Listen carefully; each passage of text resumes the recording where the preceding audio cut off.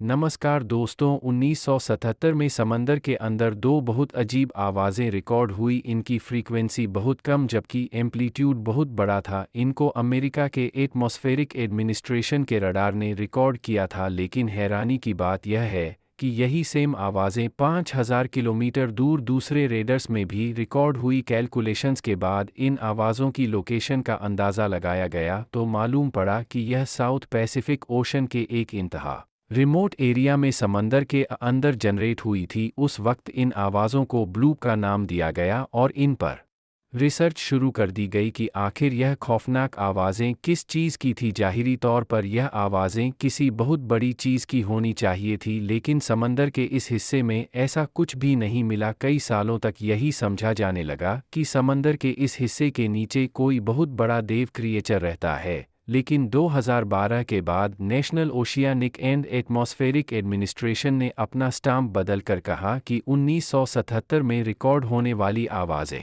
Glacial movement यानी glaciers के हिलने की वजह से जनरेट हुई थी। पर सच्चाई क्या है, इसके बारे में अभी तक कोई नहीं जान पाया। पर जिस पॉइंट पे यह आवाज़ रिकॉर्ड हुई थी वहाँ आज एक बहुत ही अनोखा काम किया जाता है। साउथ पैसिफिक ओशन के ठीक इस पॉइंट पर समंदर का वो हिस्सा मौजूद है जिसकी चारों साइड्स पर हज़ारों मील तक ज़मीन का कोई भी हिस्सा नहीं है। इसको ओशनिक पोल के साथ साथ पॉइंट नीमो भी कहते हैं। यहाँ से ज़मीन का करीबी टुकड़ा तकरीबन 2688 किलोमीटर दूर है, और यह करीबी टुकड़ा भी किसी काम का नहीं क्योंकि यह साउथ पोल यानी एंटार्कटिका है। पॉइंट नीमो से करीबी आबादी वाला लैंड मास चिली का साहिली हिस्सा है जो 3334 किलोमीटर, जबकि दूसरी साइड पे न्यूजीलैंड है जो 4700 किलोमीटर दूर है। यही वजह है कि पॉइंट नीमो को दुनिया का सबसे वीरान और बयाबान हिस्सा तस्वुर किया जाता है। इतना वीरान कि यहाँ सबसे करीबी ह्यूमंस ज़मीन पे नहीं बल्कि हैरत अंगेज तौर पे इंटरनेशनल स्पेस स्टेशन में बैठे एस्ट्रोनॉट्स हैं,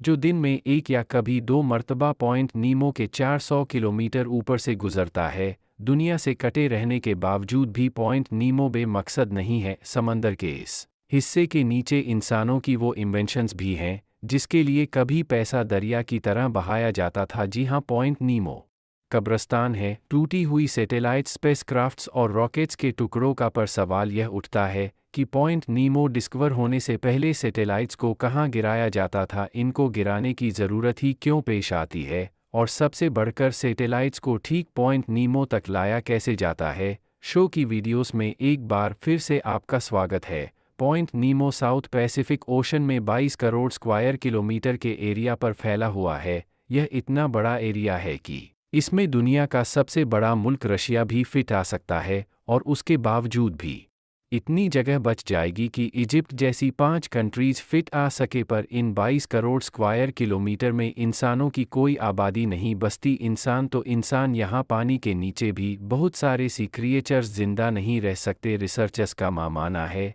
कि यहाँ की कंडीशंस बहुत चैलेंजिंग है जिसमें सी लाइफ के लिए ज़िंदा रहना मुश्किल हो सकता है। पॉइंट नीमो साउथ पैसिफिक ओशन के एक बहुत ही रिमोट और डीप एरिया में लोकेटेड है जहाँ पानी का टेम्परेचर ठंडा होता है और न्यूट्रिएंट्स ना होने के बराबर। पॉइंट नीमो एक ऐसी जगह पर है जहाँ ओशनिक करेंट्स की वजह से यानी पानी के तेज़ बहाव की वजह से न्यूट्रिएंट्स की कमी होती है। यह पानी ओशन के इस हिस्से में गोल गोल घूमता रहता है, यानी पैसिफिक ओशन के दूसरे हिस्सों का पानी यहाँ सही से फ्लो नहीं हो पाता, जिसकी वजह से यहाँ न्यूट्रिएंट्स की कमी होती है। और जहाँ भी न्यूट्रिएंट्स कम होते हैं वहाँ प्लैंकटन और दूसरे माइक्रोस्कोपिक ऑर्गेनिस्मस भी कम होते हैं जो फूड चेन का बायस बनते हैं। इस एरिया में ओशन की गहराई लगभग 3700 मीटर या फिर 12100 फीट है। इतनी गहराई तक सनलाइट का पहुँचना नामुमकिन है, इसलिए यहाँ फोटोसिंथेसिस भी नहीं हो सकती। यानी कोई सी लाइफ होती भी है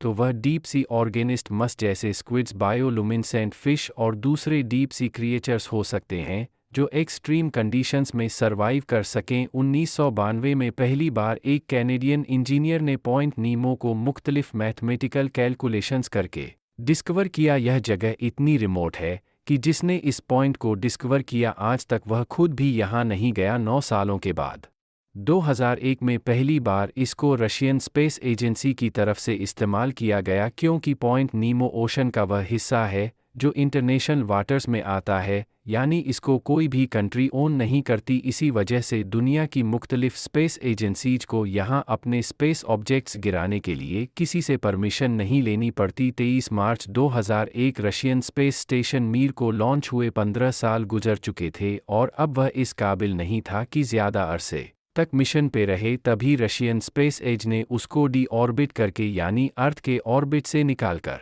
पॉइंट नीमो में गिरा दिया। मीर के बाद दूसरी स्पेस एजेंसीज को भी यह जगह काफ़ी मुनासिब लगी और अब वह भी इसको स्पेस क्राफ्ट डंपिंग के लिए इस्तेमाल करते हैं। पिछले 23 सालों में यह कब्रिस्तान बढ़ता गया और आज पॉइंट नीमो के नीचे 260 से ज़्यादा स्पेसक्राफ्ट्स का मलबा मौजूद है और अनकरीब इंटरनेशनल स्पेस स्टेशन भी इसी पॉइंट नीमो पर दफन होने वाला है, क्योंकि नासा के मुताबिक आईएस की लाइफ 2030 तक है। उससे पहले भले इसको डी कमीशन कर दिया जाएगा। सैटेलाइट्स या स्पेसक्राफ्ट्स को बहुत ही प्रेसा अंदाज में बारीकी से बनाया जाता है। करोड़ों डॉलर्स खर्च करने के बाद भी यह हमेशा रहने के लिए नहीं बनते। जैसे मुख्तलिफ प्रोडक्ट्स की एक्सपायरी डेट बनाते वक्त ही लिख दी जाती है, ऐसे ही स्पेस में घूमने वाले ऑब्जेक्ट्स की भी एक एक्सपायरी डेट होती है और उस एक्सपायरी डेट के बाद उनको वॉलेटर क्रैश करना बहुत ज़रूरी होता है। अगर ऐसा ना किया गया तो स्पेसक्राफ्ट आउट ऑफ कंट्रोल होकर कभी भी ऑर्बिट से निकलकर ज़मीन पे अनकंट्रोल्ड तरीके से गिर सकता है।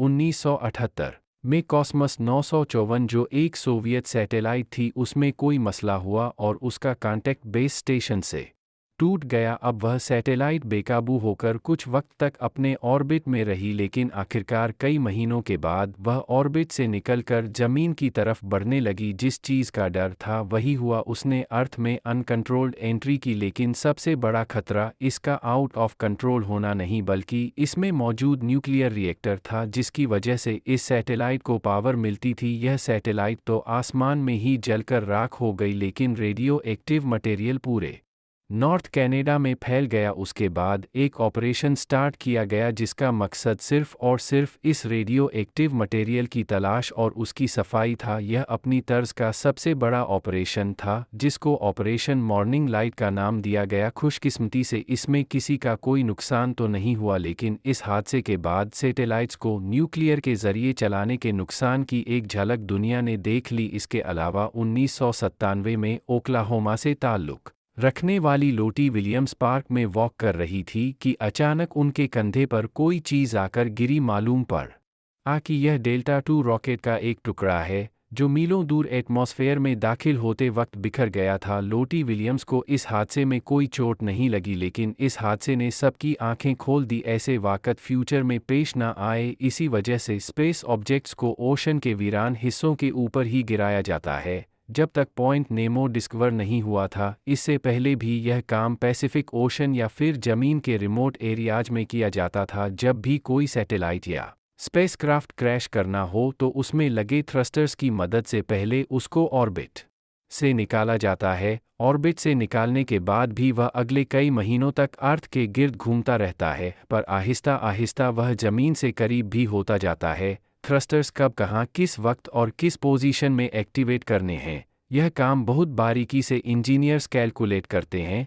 अर्थ के एटमॉस्फेयर में एंटर होने से पहले दोबारा थ्रस्टर्स को एक्टिवेट किया जाता है, जिससे उसकी डायरेक्शन पॉइंट निमो की तरफ की जाती है। याद रहे कि स्पेस में क्योंकि हवा नहीं है, प्रेशर नहीं है, इसी वजह से वहाँ किसी किस्म की फ्रिक्शन नहीं होती।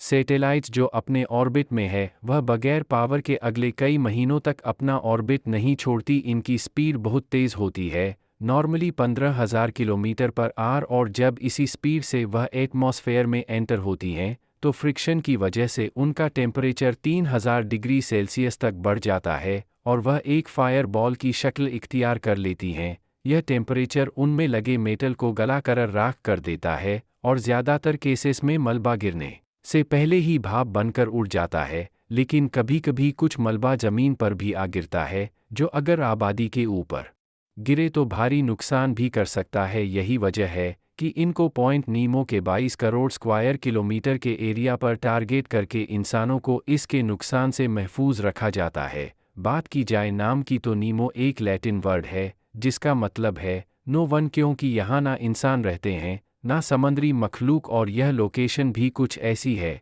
कि यहाँ से शिप्स का गुजर भी नहीं होता। वसल्स ऐसी लोकेशंस को अवॉइड करती हैं जहाँ प्रॉब्लम की सूरत में मदद आना मुश्किल हो। अगर आप पॉइंट नियमों में कभी फंस जाएं तो यहाँ शिप के ज़रिए मदद आने में 2 हफ्ते लग जाएंगे और 3000 किलोमीटर तक ट्रैवल करने वाले हेलीकॉप्टर्स पूरी दुनिया में सिर्फ गिने चुने ही हैं, जिसमें स्की S-92 एस वेस्टलैंड और लॉकहीड मार्टिन शामिल है, और उनकी भी कोई गारंटी नहीं कि वह 3000 किलोमीटर का डिस्टेंस बिना रिफ्यूलिंग के तय कर सकें, और अगर कर भी लिया तो वापसी का फ्यूल नहीं बचेगा। पॉइंट ओ तक पहुंचना और वहां अंडर वाटर रिसर्च करना साइंटिफिक कम्युनिटी का एक ख्वाब है। हो सकता है आने वाले वक्त में यहाँ रिसर्च हो और 1977 में आने वाली आवाज़ों के राज बेनकाब हो सके। उम्मीद है पीपी शो की यह वीडियो भी आप लोग भरपूर लाइक और शेयर करेंगे। आप लोगों के प्यार भरे कमेंट्स का